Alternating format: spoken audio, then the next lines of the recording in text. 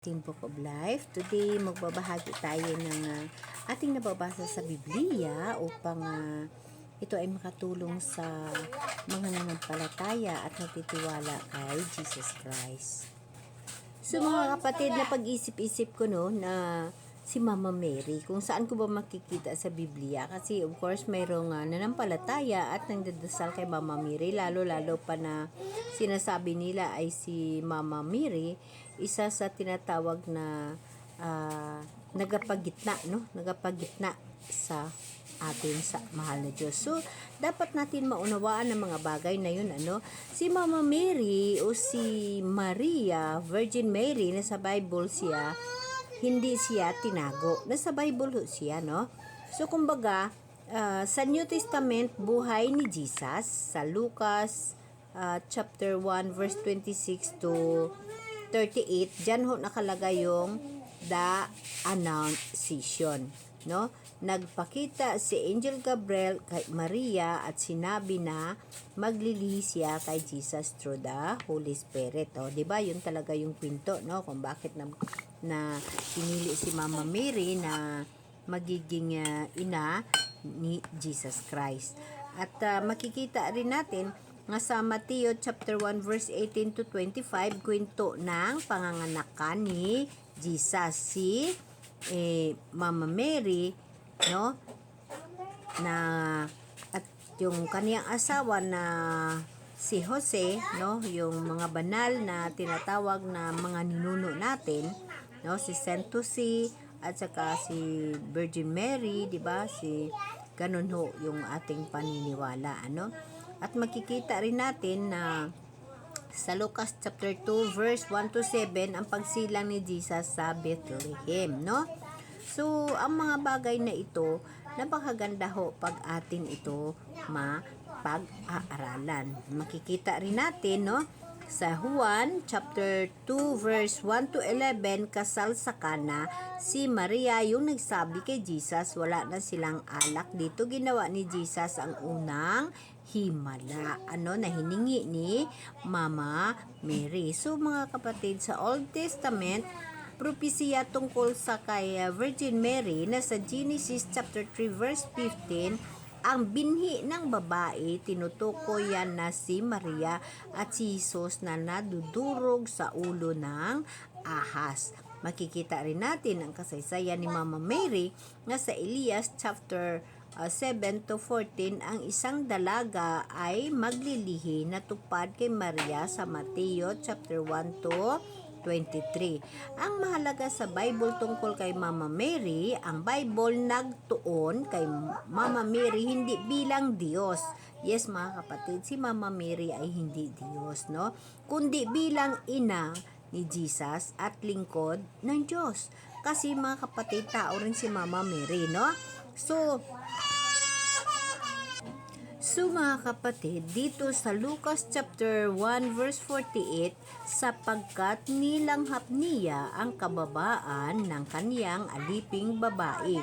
So mga kapatid, wala ho sa Biblia na sinasamba siya, pero binibigyan ho natin ng respeto bilang mapalad sa gitna ng mga babae. Makikita nyo sa Lucas chapter 1 verse 42.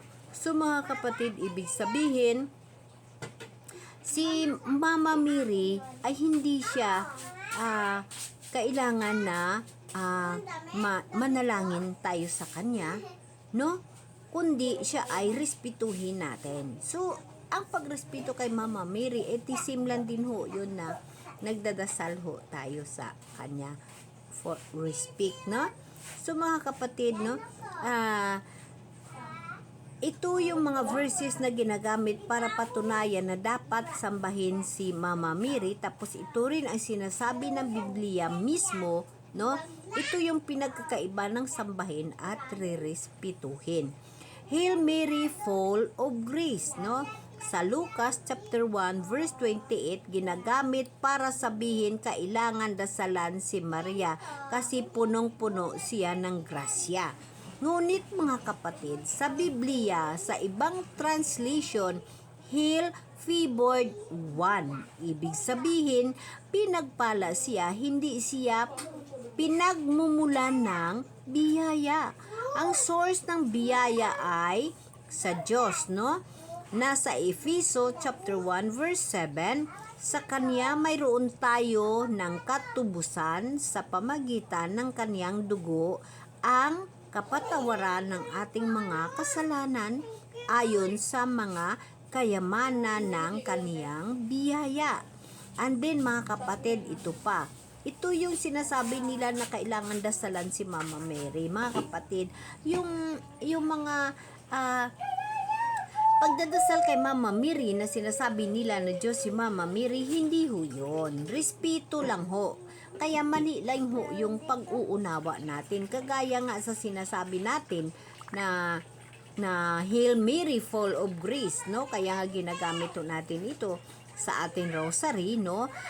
Nasa Bible ho, ang Hail favored one, ibig sabihin pinagpala siya, hindi siya pinagmumula ng biyaya, no? So mga kapatid, may isa pa po, yung sinasabi na free for us sinners. Sa tradisyon, ginagamit para sabihin na si Maria, tagapamagitan natin sa Diyos. Wow. Sagot sa Biblia, ito yung paliwanag ng Biblia sa 1 Timoteo chapter 2 verse 5, sapagkat may isang Diyos at may isang tagapamagitan sa Diyos at sa mga tao, ang taong si Kristo Jesus. Si Jesus lang ang iisang tagapamagitan, wala nang iba mga kapatid. Sa ating tradisyon sa bilang tao sa mundo, sinasabi natin lagi na si Mama Mary ay tagapamagitan, no, sa Diyos. Mga kapatid, si Kristo Jesus lamang ang nag-iisang tagapamagitan, wala nang iba, no? And then may isa pa ho na pinagkakamalan natin, kaya lagi tayong sinasabing nagdadasal tayo kay Mama Mary, yung sinasabi na blessed are you among women. Lucas chapter 1 verse 42. Ginagamit para sabihin dapat sambahin si Mama Mary kasi siya ang pinagpala. Mga kapatid na sa Bible, oo, pinagpala siya. Pero si Jesus mismo sinabi sa Lucas chapter 11 to 27-28, nung may babaeng sumigaw, mapalad ang tiyang nagdala sa iyo. Sumagot si Jesus, oo, bagkos ay mapalad ang mga nakikinig ng salita ng Diyos at ito'y ginaganap. Mas pinapahalagahan ni Jesus Christ ang susunod sa Diyos kaysa relasyon sa ina. Totoo ho yun mga kapatid. Yung ina nga, nire-respeto natin, mahal ho natin yung ating mga ina. Pero nakikita nyo mga kapatid, kabilang ina dito sa kalibutan, sa mundong ibabaw, respetong-respeto natin yung mga ina natin. Ang ina natin is nanay. Pero tingnan mo, pag magkaroon ka ng sariling tamang pag-iisip, diba hindi mo sinusunod ang nanay mo? Hindi kagaya kay Jesus, hindi kagaya kay Jesus Christ, na sa gusto mo kang sa hindi, sa panampalataya mo, ay susundin mo talaga. Ganon mga kapatid. Isa pa, ang Queen of Heaven, sa Pahayag 12 verse 1, ginagamit para sabihin si Maria yung babaeng may korona ng 12 bituin. Yes, tama ho yun. Ngunit sa Biblia, sa context ng Pahayag chapter 12, yung babae ay simbolo ng Israel, bayan ng Diyos. Pahayag 12 chapter 5, sinasabi na yung anak niya ay maghahari sa lahat ng bansa sa pamagitan ng pamalong bakal. Yan si Kristo. Wala sa talata na sinasamba ang babae. Yes mga kapatid, no? Pero sa ating mga tinatawag na Kristyanismo, sa ating tinatawag na panampalataya sa Diyos at ating na kasanayan at ating talagang tradisyon, si Mama Mary is isa sa hinihingian natin ng gabay. Yes, totoo yan mga kapatid, kasi si Mama Mary, siya yung pinagpalang nanay ni Kristo. Siya ho yung nanay ni Jesus Christ. Tao rin si Mama Mary, pero siya ho yung pinili. After that, napagpanganak niya kay Jesus Christ, nagkaroon ng mga kapatid si Jesus Christ. So mga kapatid, bilang tao, at the same ho yun sa tinatawag na himala sa buhay mo. himala sa buhay ko. Halimbawa, naghimala ho na siya ang pinili ng mahal na Diyos na bilang ina. Isang himala ho yun sa Holy Spirit. At the same ho sa nangyayaring himala sa kabuhi ko nga ako mismo ang nakakita na nagfo-floating ng pera sa hangin through sa panalangin ng nanay ko. So that is tinatawag mga kapatid na himala sa kabuhi ng isang tao. So ibig sabihin or ang bottom line mga kapatid na sa Biblia, sabihin lang ang Diyos. Mateo 4 verse 10, sa Panginoon mong Diyos sasamba ka. Si Maria ay tao, lingkod ng Diyos. Lucas chapter 1 verse 38. Narito ang alipin ng Panginoon. Yes, siya hong piniling ina ni Jesus Christ. Siya ho yung nanay ni Jesus Christ. Pero mga kapatid, pareha ho tayong alipin ng Diyos. Si Jesus lang ang daan sa Ama na sa Juan chapter 14 to 6, ako ang daan, ang katotohanan at ang buhay. Isa lamang ang namamagitan kay Kristo at sa Diyos na Ama. Si Jesus lamang. Si Jesus Christ lamang, no?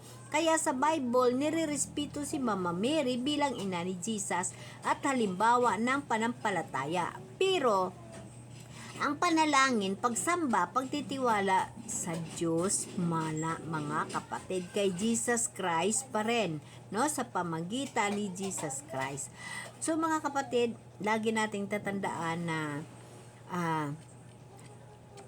mahal natin si Mama Mary bilang ina ni Jesus at halimbawa ng pagsunod sa Diyos. Pero ayon sa Biblia mismo na sa 1 Timoteo chapter 2 verse 5, iisa lang ang tagapamagitan natin sa Diyos, si Hesus Kristo, si Jesus Christ. Kaya ang dasal at pagsamba sa Diyos lang natin idirekta sa pangalan ni Jesus, no? Si Maria, si Mama Mary, nirerespeto natin, pero si Jesus ang sinasamba at sinusunod natin.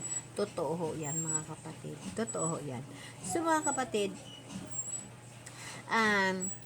sa atin, no, mahal natin si Mama Mary, no, bilang ina ni Jesus Christ. No, mahal natin lahat. Sa Biblia, pinagpala siya sa gitna ng mga babae at siya mismo nagsabi na alipin siya ng Panginoon, no? Ang tinuturo ng Biblia sa 1 Timoteo chapter 2 verse 5, si Jesus ang isang tagapamagitan natin sa Diyos, no? Kaya habang nirerespeto natin si Mama Mary, kay Jesus natin ilapit ang dasal natin kasi siya ang nagsabi na lumapit kayo sa akin, pareho lang tayo ng hangarin, makalapit sa mahal na Diyos. Ganon din si Mama Mary bilang ina at pinili ng Diyos, mirakulo ng Diyos na gumanap kay Mama Mary, no? So mga kapatid, sa atin naman, minsan ginagamit natin yung nagro-rosaryo, di ba? Nagro-rosaryo. Minsan magtatanong ang mga tao, nagro-rosaryo. Yes, ginagawa rin namin yan noon. Lalo pa nung buhay ang nanay ko, ang pagro-rosaryo. So mga kapatid, ginagawa natin ang pag-rosaryo mga kapatid, maalaala ang buhay ni Jesus. Ang concern lang ng Bible na kung sino ang dinadasalan natin, na sa Mateo chapter 6 verse 7, sinabi ni Jesus, huwag kayong gumamit ng walang kabuluhang paulit-ulit na panalangin. Ang panalangin natin direkta sa Diyos. Yes, kapatid, sa pangalan ni Jesus, no, na makikita nyo rin yan nasa Juan chapter 16 verse 23. Hindi masama alalahanin si Mama Mary, pero ang kapatawaran at pakikinig ay sa Diyos, kay Jesus Christ lamang. Makikita natin sa Efeso chapter 2 verse 18. Okay, mga kapatid, maraming salamat. Maganda ho pag-uusapan natin yung mga ganong bagay, no? Pero sa totoong buhay ko mga kapatid, no, bilang pananampalataya sa mahal Diyos, talaga mula bata hanggang ganitong edad ko, ang pananampalataya ko sa mahal Diyos ay buong buo.